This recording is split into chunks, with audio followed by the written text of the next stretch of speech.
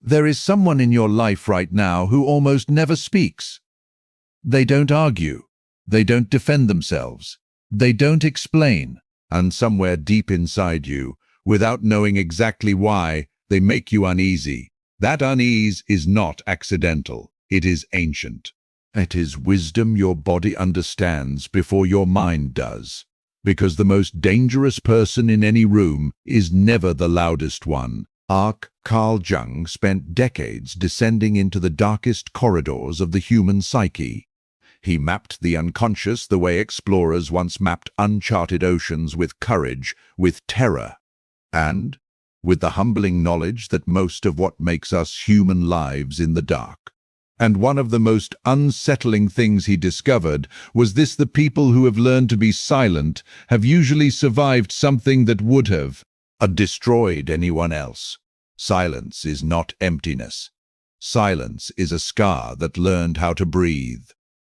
Think about the people who shout the most in your life. The ones who are always performing. Always reacting. Always needing to be heard, validated, believed. Now ask yourself honestly, how much real power do they hold? How much do they actually frighten you?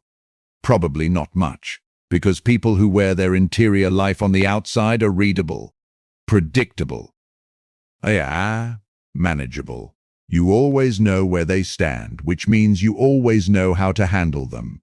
But the quiet one, one who listens more than they speak, the one who watches you with those calm, patient eyes and simply nods. You never fully know what they are thinking. You never know what they have noticed. And that uncertainty is the seed of something primal. It is fear dressed up as respect. Jung had a concept he called the shadow, the part of us that we suppress, deny, and pretend doesn't exist. The anger we swallow. The ambition we are ashamed of, the pain we have buried under years of performance and pretending. Most people never face their shadow. They project it outward. They scream it at strangers on the internet. They drink it away. They blame others for what lives inside themselves. But the silent person, the truly silent one, they have gone inside. They have sat alone in the dark, with the worst parts of themselves, and they have not looked away. That is not weakness. That is the rarest form of human courage. And here is the brutal truth about that process: it changes you. Not in the way that motivational speeches promise to change you, not with a clean transformation and a triumphant soundtrack. It changes you the way a forest fire changes a mountain. Something burns away. Something irreplaceable is lost, and what remains is quieter, denser, harder to move.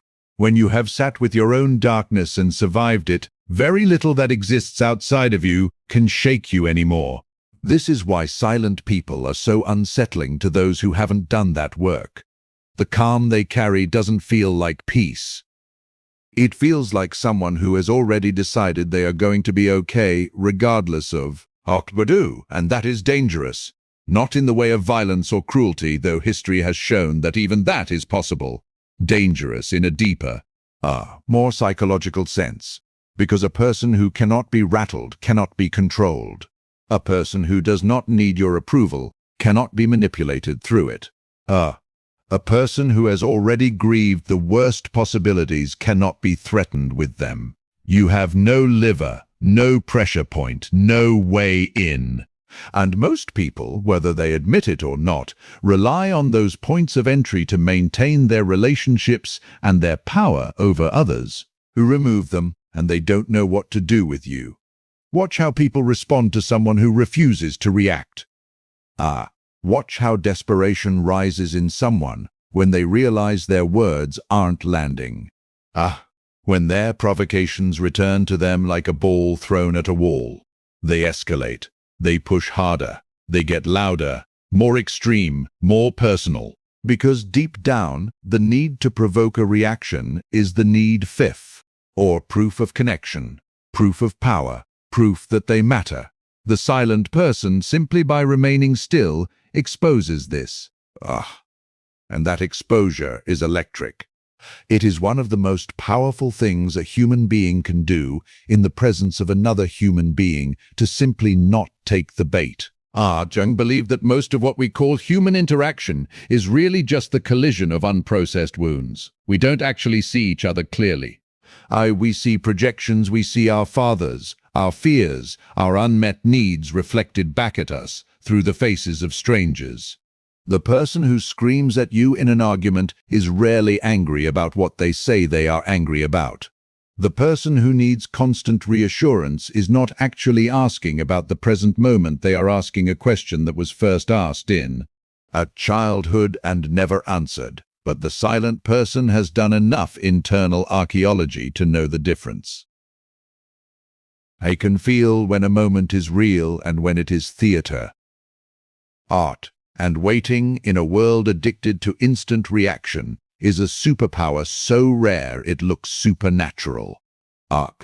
There is also something else about silence that most people refuse to acknowledge. Silence is a record keeper. A quiet person in the room is not absent from the conversation. They are its most attentive audience. They are watching what you say and what you don't say. They are noticing the gap between your words and your actions. Between who you claim to be and who you reveal yourself to be when you think no one important is watching. They are filing it away, not out of malice, but out of a deep understanding that people show you exactly who they are if you stop talking long enough to actually see them. Years can pass. And then one day, without anger, without drama, without any warning you would have recognized, they simply stop being there. No explanation. No fight. No closure. Just absence. And you will spend a long time trying to understand what happened, replaying conversation. Searching for the moment it broke. But the truth is, it didn't break in a moment. It eroded across 100 small moments that you were too loud to notice, and they were too wise to mention. This is the other edge of the silent person's nature. Their endings are clean and final in a way that is genuinely frightening. Art people leave dramatically. They make sure you know they are leaving. They want the scene, the tears, the last word. But the silent person? When they decide they are done, they become a ghost. Not because they are cold, but because they have already grieved the relationship long before they walked away. By the time they go, there is nothing left to say. That silence on the way out is not cruelty.